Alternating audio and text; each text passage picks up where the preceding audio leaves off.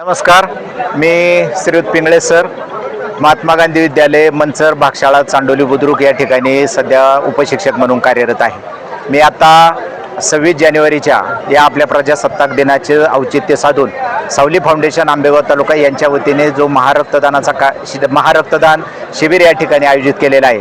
या शिबिरामध्ये मी आता नुकतंच रक्तदान केलेलं आहे। रक्तदान म्हणजेच खऱ्या अर्थाने जीवनदान आहे।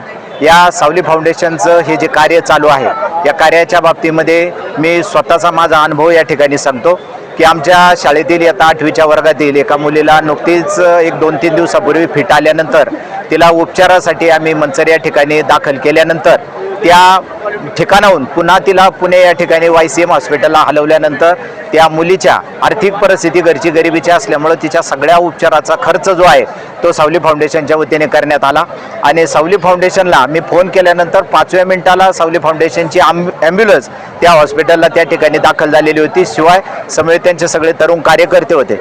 मला या ठिकाणी सावली फाउंडेशनच्या बाबतीत एवढंच सांगायचे की अगदी सर्वसामान्य कुटुंबातले हे सर्वसामान्य कार्यकर्त्यांपासून सुरू झालेली ही चळवळ आहे की जी वृक्षारोपण, वृक्ष संवर्धन, रक्तदान, त्यानंतर सामाजिक बांधिलकीमध्ये सर्वसामान्य तळागाळातल्या जनतेला एक मदतीचा हात मिळावा म्हणून गोरगरीब विद्यार्थ्यांच्या शिक्षणासाठी काही केलेलं काम असेल, या सगळ्यामध्ये सर्वसामान्य ते अगदी सर्वमान्य असा त्यांचा जो प्रवास आहे, या प्रवासामध्ये आज आपण पाहिलं तर तरुण वर्ग हा मोठ्या प्रमाणामध्ये व्यसनाधीन होऊन समाजामध्ये मोठा एक चिंतेचा विषय बनत असताना या चांडोली गावामधील किंवा या पंचक्रोशीतील असे काही तरुण एकत्र आले की त्यांनी एक अशी चळवळ उभी केली की व्यसनापासून ही पिढी दूर तर झालीच झाली, पण आपण एक समाजाचं काहीतरी देणं लागतो, एक सामाजिक बांधिलकी आपण जपण्याचा प्रयत्न केला पाहिजे।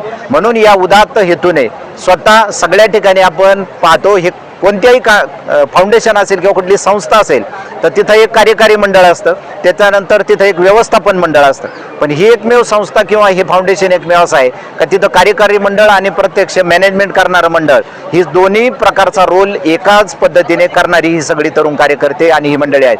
म्हणून अशा पद्धतीने समाजामध्ये तरुणांनी एकत्र येऊन आज पुढे येऊन काहीतरी वेगळं समाजासाठी किंवा भविष्याच्या दृष्टीने काहीतरी करण्याचं जे धोरण त्यांनी पुढे ठेवलेलं आहे, या धोरणासाठी आपल्या सगळ्यांच्या वतीने मनापासून शुभेच्छा देतो। आणि त्याचबरोबर सगळ्यात महत्त्वाचं म्हणजेच आज समाजामध्ये जी वैचारिक पातळी खालावत चाललेली आहे, या वैचारिक पातळी खालावण्यामध्ये कुठेतरी समाजातीलच अशा तरुणांनी पुढे येऊन आज घरामध्ये माऊली आणि समाजामध्ये सावली असा जो संदेश त्यांच्या माध्यमातून जातोय की कोणी मुलगी किंवा मुलगा घरातून बाहेर पडल्यानंतर त्याला घरातून जी आईच्या रूपाने माईची सावली आहे ती बाहेर गेल्यानंतर सावली फाउंडेशनच्या रूपाने सावली मिळते। आणि म्हणून समाजामध्ये कुठेतरी एक त्यांच्याबद्दलचा एक पॉझिटिव्ह ॲटिट्यूड किंवा पॉझिटिव्ह दृष्टिकोन निर्माण झालेला आहे आणि प्रत्येकाला सावली फाउंडेशन हे आपलं वाटतं। म्हणून असं घराघरात पोचलेलं, मनामनात पोचलेलं असं सावली फाउंडेशन आणि त्यांचं हे भविष्यातलं उल्लेखनीय कार्य, यासाठी आमच्या सर्वांच्या वतीने मनापासून शुभेच्छा। धन्यवाद। जय हिंद, जय महाराष्ट्र।